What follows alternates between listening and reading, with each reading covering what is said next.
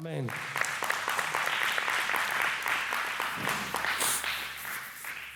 All right, so this is what we call the Afterburn. So those of you that would like to participate, this is where we allow you to ask questions and make comments about this teaching, okay? And so if you do have anything that you'd like to say or interact with on this teaching, you're certainly welcome to raise your hand. If you're on live stream, Kurt will take care of that on the live stream. In the meantime, we'll have, where's the mic? All right, so Nate's gonna bring around the mic, and we've got Sarah Beth with a hand up right away. Okay, I'm sorry, the Rebbitzin wants the mic. I wanted to make a comment when you were referring to King Solomon and how his kingdom was taken away and given to his servant. And then you were talking about the Worldwide United Church of God, well, the Worldwide Church of God, and how when Mr. Tkach made the announcement that he was turning to Sunday, what happened shortly after that, he announced he had cancer, and Yahweh took his life 9 months later. Amen. And then it was his son that took it completely into mainstream. Oh, by the way, teenagers, I will ask you questions today.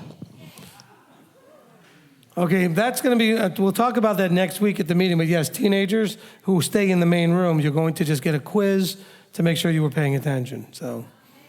All right, and we're going to have different parents rotate, so some of you have teenagers in here, will take turns each week, so you got to pay attention because you got to ask them questions. They're not going to be complicated. Ask them just the main bullet points and big points, just to make sure that they were paying attention. Okay, well, who's next? Sarah Beth? I realize I may be asking a whole can of worms that may not be able to be addressed right in a quick answer, but on the subject of trusting Yahweh, I get I understand what you're saying in the context of things outside of my control, what if tornado, what if whatever. That's a trusting Yahweh issue. What about when you're worrying about you messing up? It's something entirely in your control, your decisions. Where does trusting Yahweh fit in, whether you mess up or not? I don't think it's a trusting Yahweh problem. This is a personal development problem. We talked about this Thursday night, the whole dealing with the worry thing.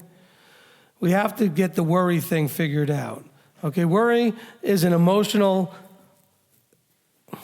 it's almost like an emotional practiced thing, something that you practice over and over again that happens almost automatically. It's not a trust issue necessarily when you're worried about yourself and making right decisions.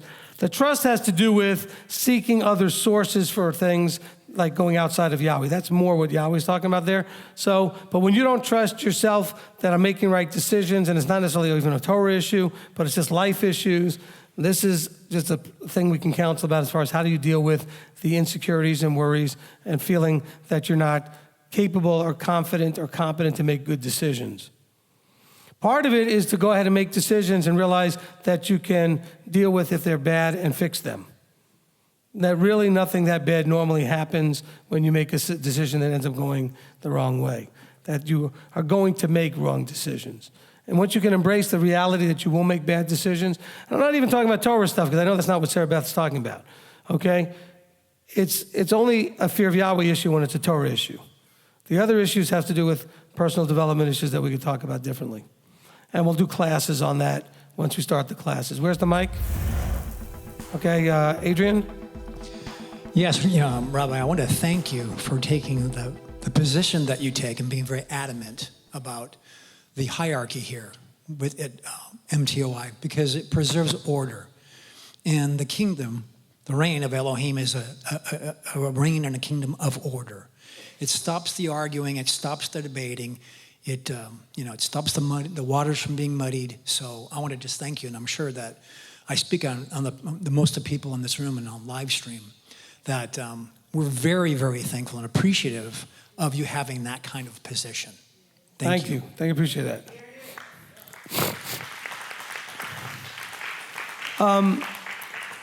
Excuse me. Look,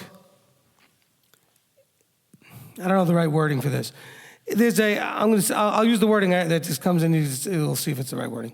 I think there's a level of pride and ego involved in there's a difference between me standing up here and adamantly holding a position, and it's just public, and me going and addressing you personally and sending you an email or a letter or whatever it is to personally address you.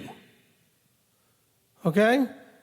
I don't think I've almost ever gone up to anybody to tell them they were wrong and what they were doing was wrong, Torah-wise, to give them grief, unless they've already had a relationship with me personally where they've opened that door and told me it was okay.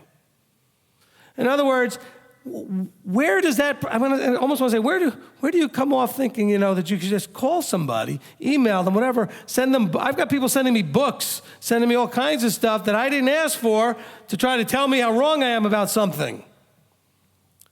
And I don't even know you. Excuse me. I don't even know you. I don't do any of that. Well, you got some nerve making those, it's public, if it was for everybody. I'm not calling each individual and telling you, let me go through your life and tell you what you're doing wrong. That would be ridiculous. The only time that anything was personal was when a prophet was sent to a king. And that prophet was sent directly of Yah to a king that was also of Yah. That's different. We don't see that anywhere else where personal individual people are sent to personal individual people. Now you do see, like for example, when Peter has his dream, he's sent to someone. He's sent to someone, the someone wasn't sent to him. Paul gets sent to someone when he gets blinded. We don't have individuals being sent to go correct people. You don't see that. Prophets you see doing this occasionally, but almost always it's the king. Why do we think why do you think it's your job? I don't think it's my job. I don't do it. And so thank you for making that point, Adrian, because that's part of the thing. I have an email I got this week. I wish I'd have brought it to read it. It was unbelievable. It said, now you listen here, Mr. Berkson, and you listen good. Oh, yeah. In big capital letters. The first thing you're going to do is this, and the second thing you're going to do is this, and the third thing you're going to do is this. Oh, yeah. I got to bring it next time. It's unbelievable. That was the letter. It didn't say, oh, by the way, I think you're wrong. I said, oh, no. It was instructing and demanding and commanding me. And I didn't, well, he said, where'd that authority come from? That's the thing. Who gives you the authority to do that? Anybody they want can grab a camera and do it on their phone even and make a YouTube video. Good, do it. And that means it's out there for everybody and anybody can listen to it if they want or not. But it's different when you go and impose yourself on somebody. If the Most High thinks I'm wrong, he'll deal with me. That's scriptural. If the Most High thinks any leader, any teacher, anybody out there in doing anything in public is misrepresenting him, he will deal with them in his timing, his way, whatever that looks like. That's why I warn you not to jump into this position so quickly, because he will deal with you if you're wrong and you're leading people in a wrong way. Just know that that will not go on. I mean, that's going to happen. There's no avoiding that. You come out and say you represent him, and you don't represent him right, he will deal with it. That is a guarantee. I accept that guarantee. Do you when you step up? And that includes the person on the live stream. I point over that way because that's where it is, and the camera's like, why is he pointing that way? Because that's where the live stream desk is at the moment. That includes all of you on the live stream that want to jump in there and answer everybody's questions. You've now put yourself in a position of leadership and representing the Most High. Be careful in answering questions. You know what you see really good leadership do? Look in the Jewish organizations, look even in the Christian organizations. The good leaders refer to what their teacher said. That gets them out of trouble. Well, my teacher teaches this. So unless you actually are the teacher, the safest thing to do is say, well, my teacher teaches this, or here's a teaching where that is. And you stay out of trouble. Does that make sense? You don't need to show everybody or prove to everybody how smart you are. It's completely unnecessary. You do not have to do that. He knows how smart you are. You don't have to impress anybody. Okay, Dawn. Thank you, Rabbi. Actually, I think I'll forget this for a minute. You were talking about spouses and honoring and keeping your commitment within a relationship and possibly even losing that relationship based upon your walking out Torah, keeping it. How would you direct teenagers or young people that are being drawn to keep the Torah, but their parents are not? Say their parents are going to do Christmas, and this teenager is close enough, and they know that they're supposed to not keep Christmas. Any ideas or suggestions to those kids that are out there? Okay, with all of these questions, if possible, get counsel. Seek counsel.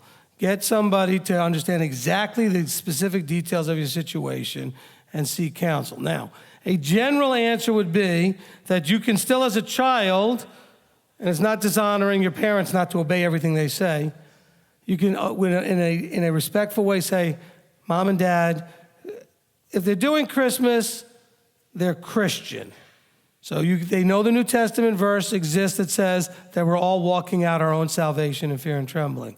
So say to your parents, I want you to respect that I'm trying to do this too. And my walk just happens to be at the moment a little different than yours. And I would ask you to respect that I don't want to participate in the Christmas stuff. Okay? Don't be belligerent when they bring it in and say, get that out of here, it's pagan, blah, blah, blah. And don't destroy the house's shalom. Just ask respectively to be respected in your desire to not participate. Okay? It's very challenging. As a child, you have a lot less authority than even when I said if it's the husband and the wife is the one. But if you're a child, you're under that authority in a very strong way. Your biggest thing is be respectful. You have a commandment for that. You can't stand up for not wanting to do Christmas while breaking the fifth commandment. Breaking one commandment to avoid breaking another commandment doesn't work. So try to find a way to be respectful and say, but I can't do this. All right?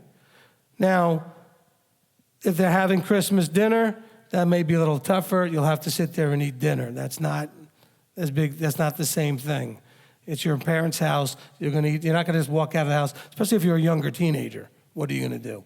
But you don't have to participate in decorating the tree. You don't have to participate in wearing the Christmas decorated clothing or whatever. You don't have to participate in, wrapping up presents with Christmas stuff on it, okay? So make those stands as best you can. But the best thing to do is recognize that Yahweh knows you have almost no authority at all. The wife has some authority, okay, if she's under the husband. The child has almost no authority. And so you're kind of stuck. The best thing to do is find a way to get some counsel, okay? Okay, food-wise. Okay, so what about food? I don't think this should be a problem, and I'll tell you why. I've got children right now that are going through their exploration of being vegetarians, okay? We have meat in the house. We don't always have the right. They're actually looking at being vegans, which means that now I got to see even certain things that are vegetarian aren't even vegan. So that happens with stuff that has nothing to do with kosher. So if you can have those issues come up, and nowadays is easier than in any other time in history, I think, because people commonly have food issues. That's why I have no problem going to a family's house, or if I had my parents, well, they know. But I mean, if you go to somebody's house and you say to them, look, I don't eat pork, I don't eat this, because almost everybody when they go to somebody's house tells them, I don't eat this, I don't eat this, I don't eat this. Because everybody's got things they can't eat. I'm gluten-free, I'm diabetic, I've got this, I've got that, okay? So I don't think the food issue should be that tough. The child can simply say, look, you want to make it easier? If the child wants to be kosher, go vegetarian while you're in your parents' house. And that'll avoid all the meat issues, okay? And then when you leave, if you want to go back to eating meat, you can. Or when you're outside the house, eat meat. But in the house, you're vegetarian. I mean, if that makes it easier for you. But it's not, I don't think that's the big deal. I mean, they're not going to sit there and grab you by the face and try to jam pork in your mouth. Okay? If they are, you've got a different reason to call CPS and have a bigger problem. Okay, good question. Who's next? Okay, Kurt, go ahead. All right, Ephesians 2, verses 15 to 16. Can you please explain what it's really saying in light of today's teaching? I didn't go that far, so it's not in light of this teaching. No, I'm kidding. Okay, let's see. Ephesians 2, verses what? 15 and 16. 15 and 16.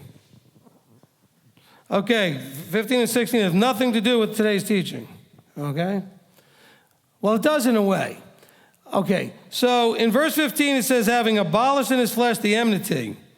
Okay, let's stop there. That's the problem. What is the enmity? Like the enmity that was between the Israelites or the Jews at the time with the Samaritans. There was an enmity. You dogs, you gave in, you assimilated, you Gentiles, you don't know what anything about nothing. There was an enmity between the circumcision and the uncircumcision, the Jew and the Gentile. Okay, there also is enmity between you and your heavenly Father when you were once dead in trespasses because you were sinning. So he took all of that made you at enemies with your heavenly Father, and he took it in his flesh. Okay? Now, this Torah of commands and dogma, nobody knows what that really means. That's not Torah of the Moses or Torah of the Scripture. That has to do with either man's laws or some, who knows, whatever. It's an inserted parenthetical thing. So nobody really knows what that means. But the whole point was, if you take that out, it says, having abolished in his flesh the enmity, so as to create in himself one renewed man from two, thus making peace. Because you were divided. The body was divided. He's trying to bring it all together into one. And to reconcile fully both of them into Elohim in one body. To completely restore to favor, reconcile fully those through the stake, having destroyed the enmity. He destroyed the enmity, not the Torah. The Torah wasn't the problem. The breaking of it was. Look at the beginning of the chapter. The problem was being dead in trespasses and sins. He didn't do away with sin. He took away the sins that you already did that were dividing you from the Father, and he had you be forgiven from that, but going forward, you now have to deal with that teshuvah and repentance. Because you repent when he provided a path.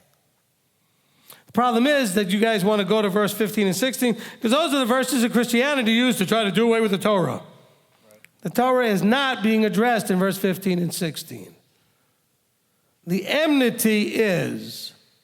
And the Torah is a blessing. Read all of the other verses before Ephesians chapter 2. The Torah is the blessing. It's the good stuff. It's the covenant. It's the reason for all of the reason why of life, safety, change into what he is. The Torah is not the problem. It's the breaking of it that's the problem. Okay, next question. All right, Lindsay wants to know, can Jews be in covenant if they reject the high priest? Okay, and actually, because I had another thought, go into the grace teaching, and I think I covered chapter 2 of Ephesians very nicely, all the way through verse 16, etc., okay? Because the word grace is in there. All right, so go to the grace teaching. Now, what was the thing again now about? All right. Can Jews be in covenant if they reject the high priest? Can Jews be in covenant if they reject the high priest? That's a really complicated question, okay?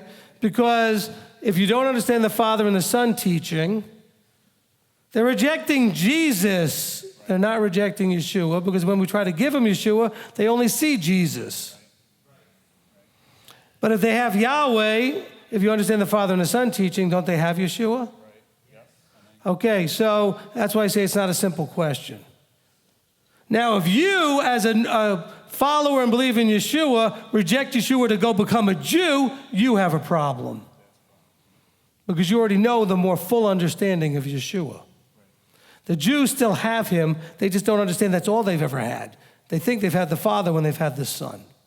So it's a complicated question. But the real answer is, we never get into the place of deciding who's in and out. Okay? Oh, but you said that the Christians were. Well, look, when you're openly breaking covenant, that's different. Clearly, you're not in covenant. If you're eating pork and if you're keeping false holy days and those kind of things. The Jews are keeping Torah. Not all of them. Some of them aren't in covenant. Most of my family and everybody I knew in New York wasn't. There's a lot of secular cultural Jews. They are not in covenant of any sort possibility because they're keeping nothing. There is pork in my mother's refrigerator right now, I am sure. Okay? So they're not in covenant. But those that are keeping the Torah, are they in covenant? Not my decision to make, it says. That's why I say it's complicated. It is possible that they're just fine, which is why I tell people, leave them alone. Yahweh will show them Yeshua when he needs to. Okay? And they will fully embrace him at that time. All right, next question. All right, it's from Leanne. Is Matthew 5:20 and the warning that our righteousness must exceed that of the Pharisees a warning that about the mixing of man's traditions with the Torah as addressed in today's teaching? Matthew 5:20. Yeah. Well, because again, he says these things, and we're forced to guess. My guess when he says, "For I say to you, unless your righteousness exceeds that of the scribes and Pharisees, you shall by no means enter the reign." In the context of everything else Yeshua has said, I believe he's talking about walking the talk. They talk good, they don't walk good. They teach Torah, but they're not doing it right. They're finding excuses out of Talmudic things to overcome Torah, to override Torah, as excuses to break Torah, whatever. So he's saying, look, you've got to, he's using this also as a way to say, look, you've got to get to their level at least and then go further. You got to get there. Well, what were they doing? They were keeping Sabbath and feasts and kosher and all these other things. And then we got to go further than that. Walk it out with a full heart. Like he says, you've tithed even the slightest, smallest leaves of the herbs, but you've given, what about the compassion and the judgment and the mercy? These are things that are above and beyond what the scribes and Pharisees were doing. So taking it further. Okay, following Dawn. If in a marriage or in a couple, the wife is trying to come into Torah, the husband is not, but he insists on her child to celebrate Halloween and buys him a costume, what does the mother do there? Nothing. All right, first of all, okay, let me say this again. For all of you who hate structure and hate leadership, the first thing you need to realize is that these questions can't get answered without that. How do you answer these questions without that? Oh, the Ruach teaches us everything. No, it doesn't. Okay? It works through leadership and structure. The Ruach will tell the leader what to tell you because it's safety in the structure, provided there actually is a real structure and it's safe. So anybody who's going through this that you know, they need to get under leadership as quick as possible so they have someone to counsel with. Because again, every situation, almost, that I can't think of without exception really, has certain things that are generally true for everyone and certain things that are unique to the situation. So it's hard to give counsel to you about somebody else. And you're only giving me this much of the information. Now, generally speaking, the husband's in charge. If he wants to put a suit on his kid and send him out for Halloween, he gets to do that. You can't stop him. What you can do is decide that you can put your foot down and say, if you're going to keep doing that, you're going to lose me. Now we'll see what he wants more, his kid in a costume or you. I mean, there's things you can do. But you have no authority to stop him. You can get into a discussion with him about your relationship with him, how decisions are made with him, and say, look, I think we should be making these decisions together. And he says, well, nevertheless, I'm letting him go. Well, there's nothing you can do. He's the head. We are going to back structure. We're going to back up structure the right way everywhere, even when it hurts. And so the husband is the head. Now, if that relationship finds you in a really awkward position that you can't tolerate anymore, you need to talk about counseling about what to do next. That's why some families get broken up by this Torah observant thing. Sometimes, though, when you put your foot down, the husband will come around and realize, I want my wife more than I want my kid in a costume. Okay, we had a testimony about that. Basically, where a husband said, I want my wife more than I want to push any of these other issues. Okay, so that's, again, I'm glad you asked the question simply from this point of view. If you are in covenant or trying to be or walking this or even just starting, you need to find leadership to get under so you can get the help you need because you're going to need a guide who knows where the minefield mines are, who knows the way through, who can help you to understand what to do. Does that make sense? You don't need to be calling Nadia. Nadia needs to tell you need to get under leadership and ask them these questions, not be going through a third party. So if you are calling somebody who's a friend of yours first, that friend of yours shouldn't be, let this be a lesson to all of you. Stop being the one trying to solve the problem for your friends. Pass them up to leadership. Let them learn to seek leadership. Hey, I really wish I could help you. That's a great question. I'm really sure so-and-so can help you, and pass them up. Pass them up the line. Get them plugged in. That make sense? Okay, next question. Daweed.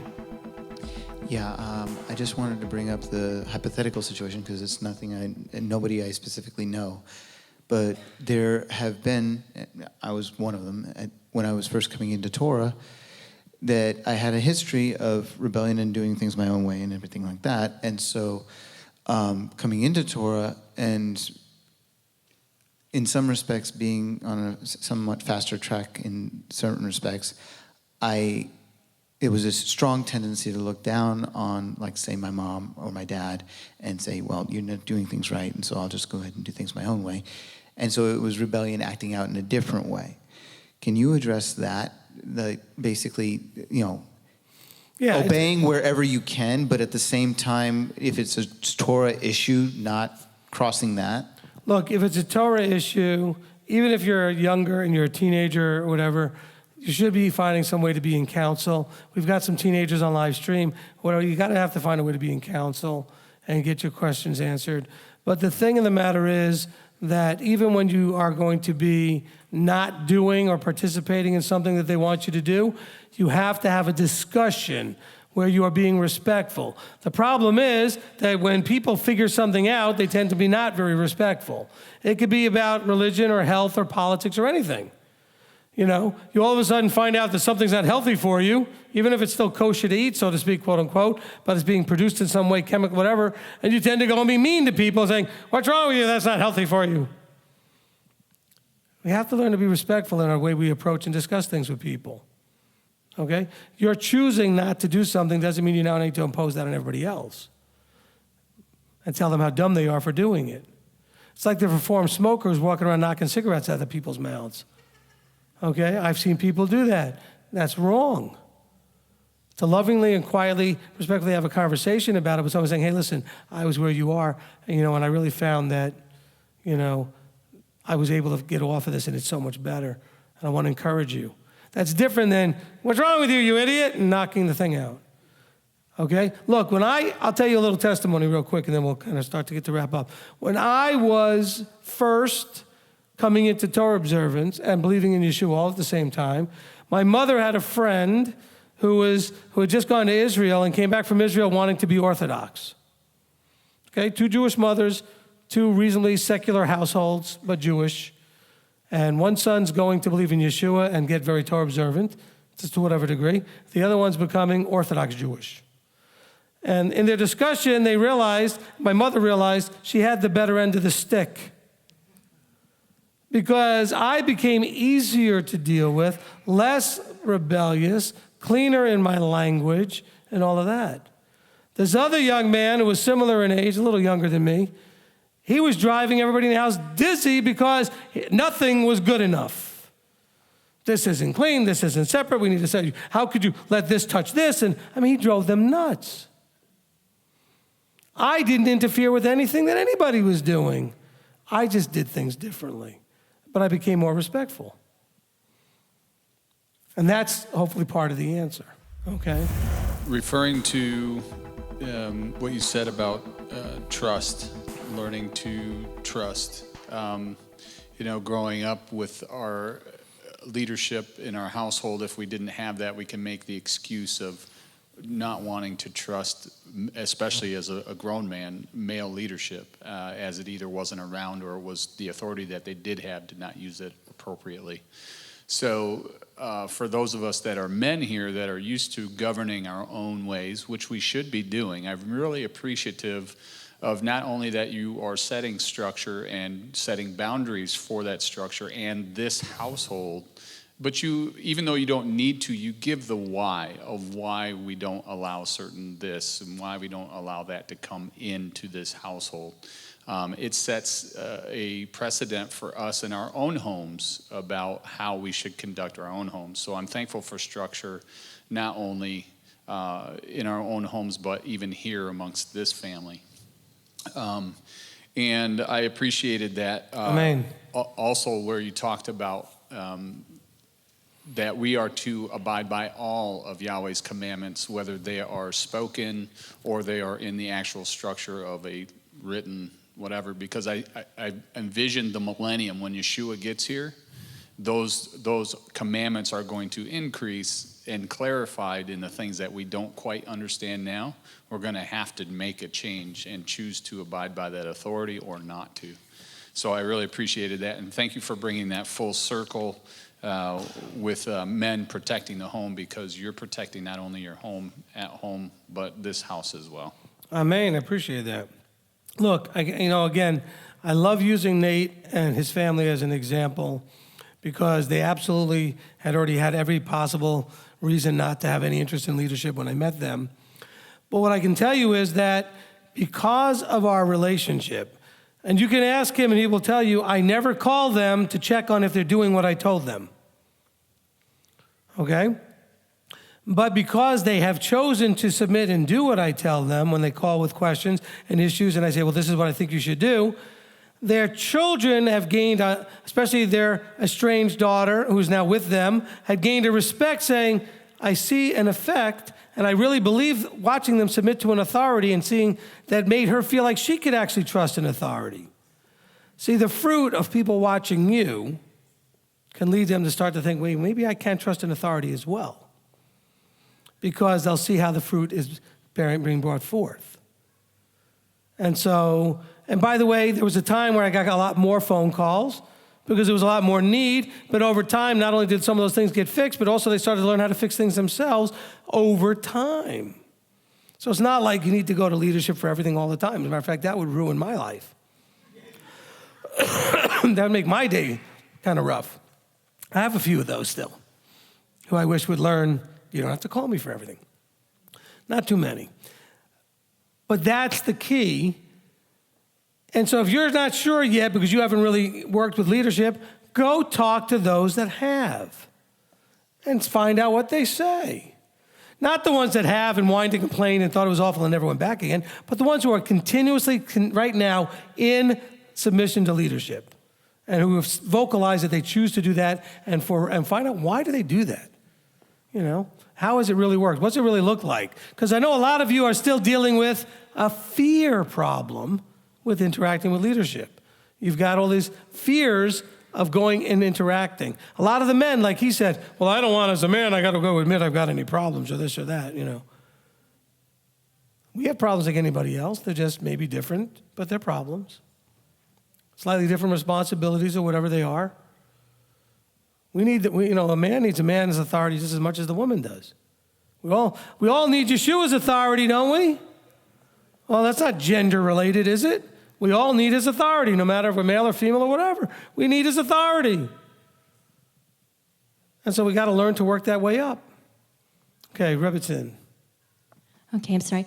This has to do with covenant, but it's related to, I get a lot of comments in the Marco Polo from women who are married to men in covenant, but they feel they are struggling because they feel that they are trying to do Torah at a higher level than their husband, and because their husband is in covenant, they struggle because they don't know what to do, because their husband's the leader, but he's in covenant, but they're wanting to do it a little bit at a higher level and the husband's not there yet. Is there any advice for that, or is that a different day subject?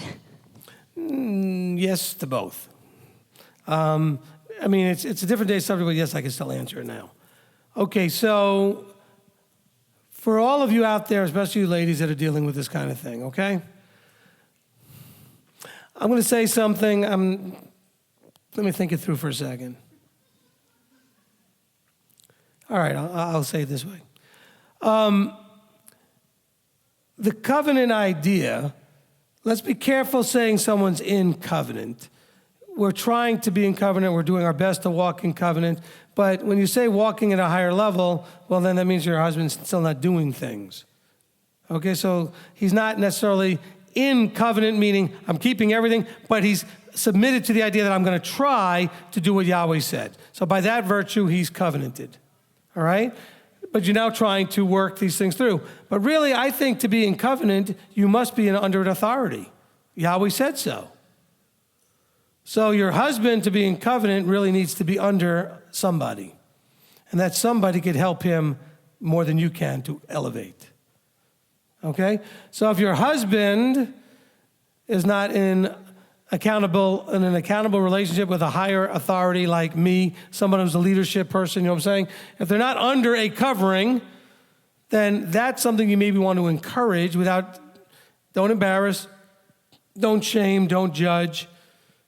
I'm going to say it for all the wives out there. All you men, if you are not we're going to have classes for this. Okay, we're going to have a men's club, so to speak, where we're going to deal with all the men issues and all that stuff. All you men need to be in this thing unless your shift doesn't allow you to be there, and then you need to do it with me one-on-one. You all need to do this. Then the wives won't have to be thinking they're trying to drive from the back seat. But ladies, in the meantime, pray a lot and be patient. Let Abba do the work, okay? Don't destroy shalom in the home, because be happy he's doing anything. Because a lot of ladies here have husbands that aren't doing anything, all right? So at least he's trying, that's good. He's not stopping you from doing, that's good. You just want more. Be patient. Hopefully you can get under one of us. I've got a right foot and a left foot. I offer them very freely to people, okay? Some people have called me and I've actually said to them, which one do you want, the right or the left? Okay? So don't worry, we will light a fire under some of the men. Well, some of them get both sometimes. They do a little stomp, okay? So we will try to light that fire, okay? Good question. We will try to light that fire. Thank you, Rabbi Berkson, for asking it on behalf of the ladies of the Marco Polo. But it's a good question. But ladies, your zeal is good, but it has to be under control. Otherwise, you usurp and you shame him, and you'll totally cut his legs out, and he won't want to do it. Okay, he'll rebel against the whole thing because he'll feel like doing Torah has cost him his authority in the house. So believe in him, encourage him, but don't push. Don't pull and don't push. Stand by his side and encourage him and let him lead. Okay? Adrian. When I submit to your leadership, in essence, I'm giving you permission to hold me accountable. Because many times, if I'm getting off track, I'm the last one who knows. So we have that, No, but you'd find out pretty quickly because you're married. Well, yeah. See, that's a good job. That's one of the roles of spouses. They're your first line of defense to tell you you're off track. Guys appreciate that. I know it's not fun when you have to get it sometimes, but if you're married, you have a quick, fast barometer. But then you may want to check with the man because you're not going to believe your wife. So go find out if you should be listening to your wife, because men generally don't want to believe their wives if they don't like what they say. So then you need a man to tell you, well, actually, your wife was right. Okay? So, but ladies, don't try to usurp that authority.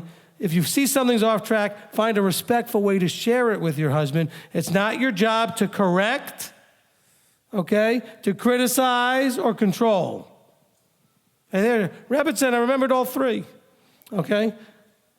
I always forget one of those three when I go to do those 3 C's. Ladies, no criticizing, no correcting, no controlling. There's a way to go over and give counsel and observations. Say, I'm noticing something. Maybe you want to go talk to leadership about it, but I think something's off, whatever. Don't control, criticize, or correct. You will get only ugly out of your husband if you do that. Men don't respond well to those three things. And we're not designed to. So don't do that. There are better ways to do it. Okay? Abba will take care of it. Better to pray about it. Say, Abba, show him. But ladies, now for the men, Abba gave you a mirror, a reflector to show you what you need to see. Embrace that and benefit from that and respect that. But ladies, take that role and be gentle. Men are fragile. We're tough, we're big, and all that other stuff, but we're fragile, especially when it comes from you guys. All right? So, we can crush easily. Be gentle and understand that. All right. Anybody else? And even, yes, me. My wife can crush me. I know I seem pretty tough, but, That's what all wives are made to do. So they have to be careful. All right, so who's next? That's it. All right, let's go get the kids. Let's get the children. Shabbat Shalom! Shavua Tov! We love you. Thank you, Sonia. I miss you. Enjoy the snow. I miss Jerry. Together. How about you?